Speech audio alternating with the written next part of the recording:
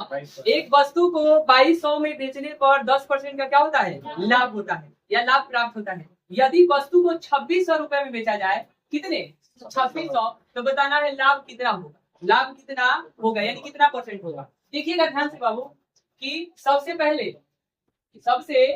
पहले कि इसको कितना में बेचा गया है, 10% के लाभ पर। लाभ का मतलब पी कितना है, 10%। कितना परसेंट, और इसका एसपी कितना है 22, कितना 22।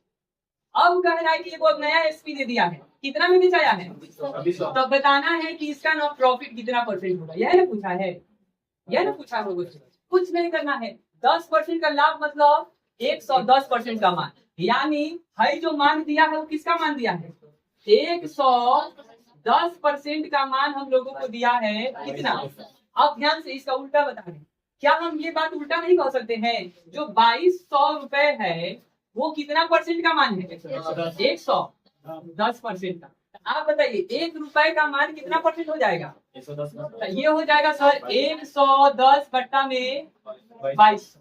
और फिर बोला है कि अब 2600 रुपए में अगर हम बेचते हैं तो कितना परसेंट का हम लोगों को लाभ होगा। तो क्या हम अब जाएंगे 2600 को निकालने, 2600 का मान निकालने जाएंगे तो क्या हो जाएगा 11 बट्टा 2200 और पुणे में 26, पुणे में।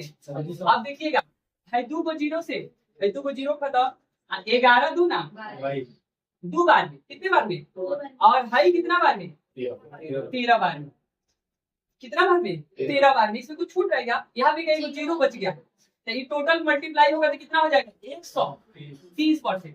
कोई भी चीज अपने आप में कितना होता है, तो 100% तो वस्तु का मूल्य हो ही गया, एक्स्ट्रा कितना में बिका, इसका हम लोगों का जो एक्स का मान हो जाएगा कितना परसेंट हो जाएगा 30%, क्योंकि 100% तो वस्तु का दाम था ही, कितना एक्स्ट्रा में बिका है 30%, जो एक्स्ट्रा में बिकता है उसी को हम लोग प्रॉफिट करते हैं। तो आप ध्यान से सवाल को देखिएगा तो कुछ इस तरीके से ये बनेगा, बस इतना करिएगा आप लोगों का आंसर क्या हो जाएगा।